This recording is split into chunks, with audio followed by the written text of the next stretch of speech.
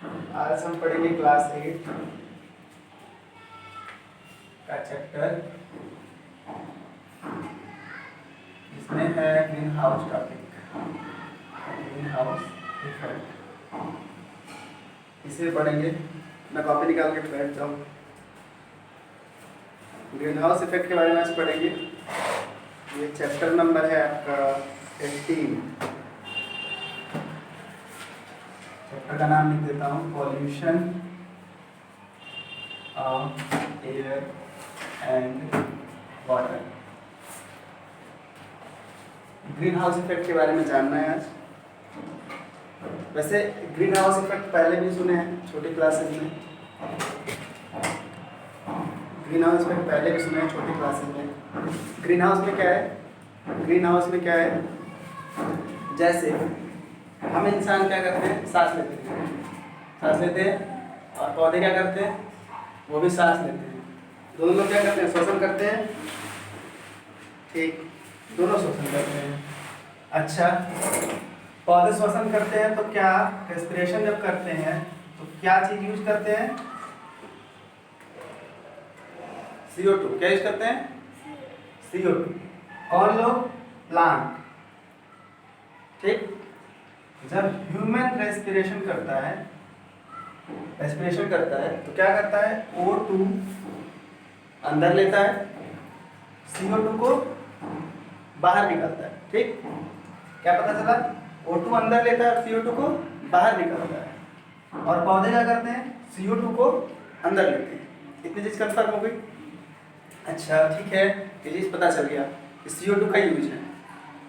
अब हम किसी नर्सरी में जाएंगे। नर्सरी मतलब क्या होता है? जहाँ पे पेड़ पौधों की शॉप होती है। ठीक है, वहाँ पे हम देखेंगे, पाएंगे कि कुछ ग्लास मतलब शीशा।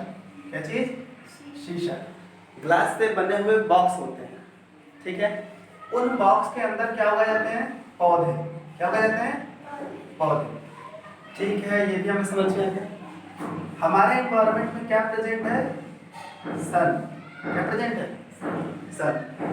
सन इस पे क्या करेगा? रोशनी देता है। सन से क्या आ रही है? Sunlight. ठीक, जब सनलाइट बॉक्स के अंदर आती है, ये बॉक्स बना है ग्लास का, जब लाइट अंदर आ जाती है, फिर ये हमें पता है कुछ चीजें अंदर आ गई तो फिर बाहर भी निकलेंगी। पर ये ग्लास लगे होने की वजह से पूरी तरीके से जो सूरज की, सन की लाइट आई है वापस नहीं निकल पाती। ठीक, इतना समझ में आ गया? अब बताओ, सनलाइट है, इसके साथ क्या होता है? हीट। क्या होता है? सूरज गर्मी देता है। सनलाइट अंदर आई यानी बॉक्स के अंदर क्या आ गया? गर्मी। क्या आ गया? हीट आ गया। अब इस बॉक्स का ऐसा नेचर है कि बॉक्स के बाहर लाइट नहीं निकल सकता, तो हीट भी नहीं निकल पाएगा, यानी बॉक्स के अंदर की टेम्परेचर क्या हो जाएगा? बढ़ जाएगा। टेम्परेचर क्या हो जाएगा? बढ़ जाएगा। ठीक है, इस तरीके से क्या हुआ? बॉक्स के अंदर गर्मी बढ़ गई। इसे बोलते हैं ग्रीन हाउस इफेक्ट। क्या बोलते हैं? Green house effect. अच्छा, तो यहाँ पे हम देख रहे हैं इसी पूरे प्रोसेस को बोलते हैं ग्रीन हाउस इफेक्ट। लिखना चाहें तो ये लिख पाएंगे कि ट्रैपिंग ऑफ सनलाइट या trapping of heat in a box is called green house effect. इसका और स्पेशल जो पूरी डेफिनेशन और होगी उसको लिखवा दूंगा, यहाँ ग्रीन हाउस इफेक्ट समझिए। ठीक है ना? इसमें है ग्रीन हाउस इफेक्ट की डेफिनेशन लिख देता हूँ। The trapping of atmosphere radiation by the earth atmosphere is called greenhouse effect। ठीक है, ग्रीन हाउस इफेक्ट ये हमारा डेफिनेशन है। ठीक है, अब तक मैंने ग्रीन हाउस इफेक्ट समझा दिया, है ना? ग्रीन हाउस इफेक्ट को समझा दिया है। अब आगे ये चीज हम समझ गए ग्रीन हाउस होता क्या है। समझ में आया ग्रीन हाउस क्या होता है? और कोई परेशानी हो ग्रीन हाउस समझने में तो बताओ। ग्रीन हाउस नहीं समझ में आया अभी तक तो? ग्रीन हाउस समझ में आ गया? इसको ही मिटा देता हूँ। अच्छा ये चीज बताओ कि ग्रीन हाउस का हमने एग्जांपल जो देखा इसमें ये था ग्रीन हाउस यूजफुल है। क्या है? यूजफुल है। पौधे को उगाने के लिए हम किसका यूज कर रहे हैं? ग्रीन हाउस इफेक्ट का, यानी पौधे जल्दी से क्या हो जाए? ग्रो कर जाए, पौधे जल्दी से ग्रो कर जाए, इसको हम ग्रीन हाउस बोलते हैं। इसी तरीके से यहाँ पे लिखा गया है ट्रैपिंग ऑफ एटमॉस्फेयर रेडिएशन, बाद में लिख लेना, अभी और समझा देता हूँ। जैसे देखो ये क्या है? अर्थ, ये क्या है? सन, ये है अपना सन, ठीक है। इसके आसपास क्या होगा? एटमॉस्फेयर, एयर से एयर होंगी, मैं इसको लिख देता हूँ क्या है? एटमॉस्फेयर, ठीक। यहां से सनलाइट एटमॉस्फेयर के अंदर आई, ठीक है, सन से सनलाइट ट्रेवल करके आपके एटमॉस्फेयर में आ गई। यहाँ आपने देख लिया कि जब यहाँ आएंगी सनरेज तो कहाँ जाएंगे? फिर रिफ्लेक्शन होगा, आने के बाद क्या होगा? रिफ्लेक्शन होगा।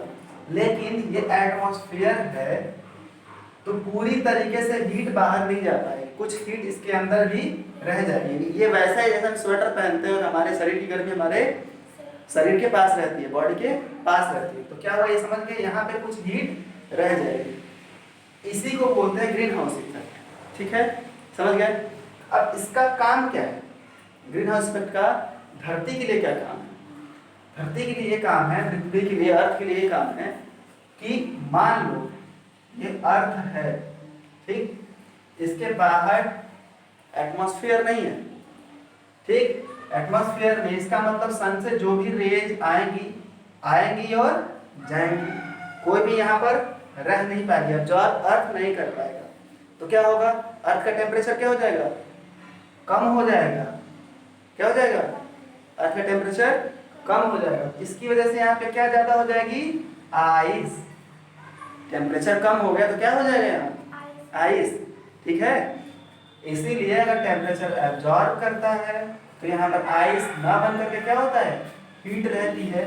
हीट रहने की वजह से जो वाटर बॉडीज है हमारी मेल्टिंग स्टेट में रहती है, जिससे कि पानी की व्यवस्था रहती है यहाँ पे, ठीक है।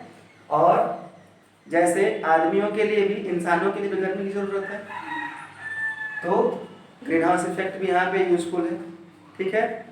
ये हम इसके फायदे पढ़ रहे हैं। लेकिन ये मान लो ये अर्थ है, ठीक, जैसे गर्मी बढ़ जाती है तो हमें क्या दिक्कत होती है? गर्मी बढ़ जाती है तो हमें दिक्कत होती है, क्या होती है बताओ? क्या दिक्कत होती है? गर्मी लगती है। अब ये मान लो कि पृथ्वी की ही गर्मी बढ़ जाए, पृथ्वी की ही गर्मी बढ़ जाए तो क्या होगा? तुम्हें तो गर्मी लगती है। पहली चीज की जो हमारे पास ग्लेशियर है, क्या है? ग्लेशियर, वो क्या करेंगे? पिघलने लगेंगे, ग्लेशियर मेल्ट करने लगेंगे। एक चीज कंफर्म हुआ। दूसरी चीज, कुछ ऐसी चीजें होती हैं जो ठंडी में रह पाती है, कुछ ऐसी चीजें होती हैं जो गर्मियों में रह पाती है, मतलब टेम्परेचर बैलेंस होना चाहिए। अगर टेम्परेचर बढ़ेगा तो जो ठंडी देशों में रहने वाले लोग हैं या प्रजातियां हैं वो भी मरने लगेंगी, ठीक है। तो ये असली में सबसे बड़ा इफेक्ट जो है कि ग्लेशियर का पिघलना। ग्लेशियर पिघलेगा तो क्या होगा?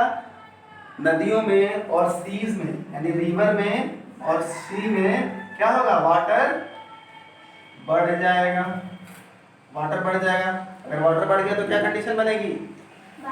फ्लड की, हाँ, बाढ़ आने लगेगा। किसी कंडीशन बन जाएगी? फ्लड की। ग्रीन हाउस से फायदा था, अब क्या हो रहा है? टेम्परेचर बढ़ा तो नुकसान होने लगा, ठीक है। ग्रीन हाउस से नुकसान होने लगा, तुमने नुकसान समझ लिया, ठीक। अब नुकसान होता कैसे है ये चीज देखो।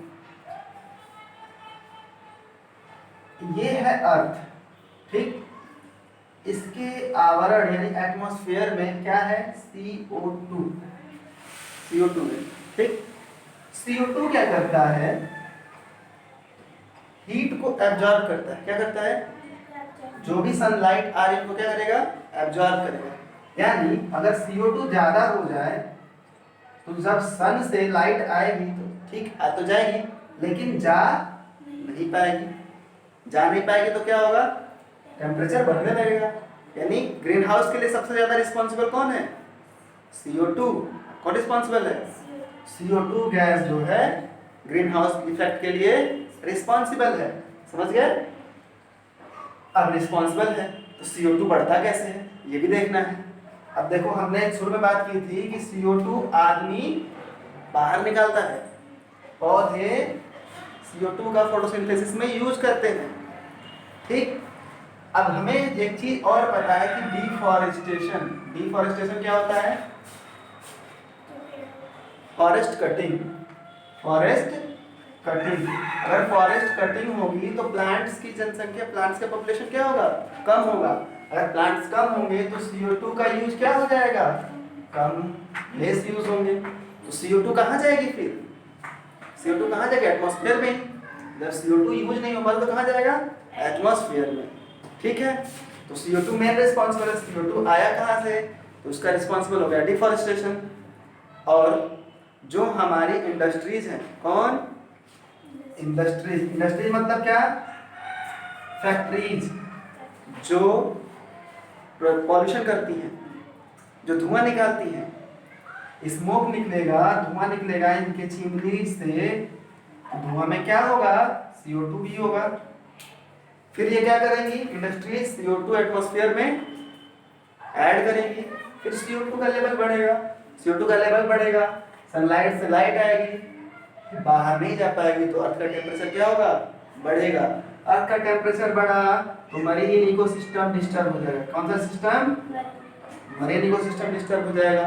मरीन इकोसिस्टम डिस्टर्ब हुआ तो मछलियां डिस्टर्ब हो जाएंगी। ठीक है, ये ग्रीन हाउस का पूरा था। ठीक है ना? अगर मैं तुमसे ये पूछूं कि ग्रीन हाउस टेम्परेचर जो है, ग्रीन हाउस इफेक्ट जो है, इसमें 0.5 डिग्री सेल्सियस का इंक्रीज हो जाता है। ग्रीन हाउस इफेक्ट होने की वजह से 0.5 डिग्री सेल्सियस का इंक्रीज हो जाता है। तो क्या इफेक्ट पड़ेगा? बताओ क्या इफेक्ट पड़ेगा? अभी हमने पढ़ लिया, क्या क्या इफेक्ट पड़ेगा? हाँ, टेम्परेचर पूरे पृथ्वी का। तो क्या होगा? ग्लेशियर पिघलने लगेंगे। गुड। और क्या? ड्रॉट्स भी हो सकता है। हाँ बिल्कुल। और